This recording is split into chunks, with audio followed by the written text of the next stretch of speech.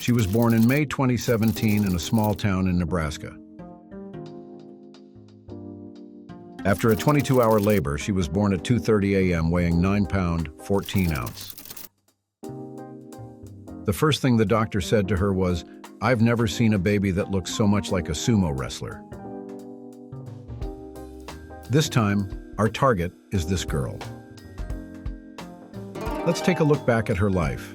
Everyone has a history. Born at the end of May, one day later than expected, she has been growing up healthy and strong. At first, she was a sumo wrestler, but after 3 days, she apparently had somehow returned to being a normal baby.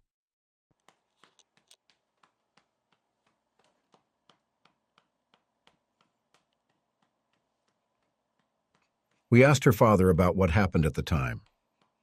I remember a very, very long day of my wife's birthday of being in active labor. I remember that I was holding her hand during this whole thing while she was in pain and while she was getting treatment for that pain. And I remember that I was doing my best to stay awake. And the way that I was doing that for those 22 hours is studying German flashcards. So while I had one hand holding hers, my other hand was thumbing through this deck of German flashcards in preparation for our upcoming move to Austria that would happen 3 months later. It seems that most of the preparations had been completed before the birth, and the 3 months before the move were spent struggling to become father and mother. I also remember coming home from the hospital. I remember that first night laying in bed with my wife by my side and our daughter behind us in her crib and hearing both of them breathing and thinking to myself, this is very good. I'm so blessed to have both of these two wonderful people healthy and in this same space as me.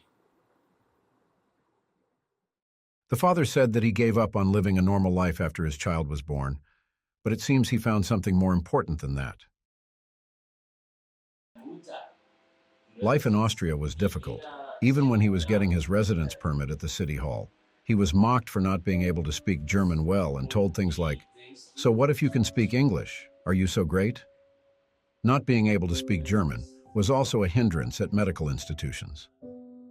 Austria is a very beautiful and wonderful place and full of culture, but it seems like it was quite difficult to live there. The first 2 years in Austria were really tough, but they were able to get through them by watching their daughter grow every day and become able to do many things with all her might. Hold on a second. At some point, hasn't the narration switched from introducing her to complaining about how difficult it was for her parents? Bless you. Oh, it's that time already? I'm running out of time, so I'll leave this look back at her life here for now. See you next time.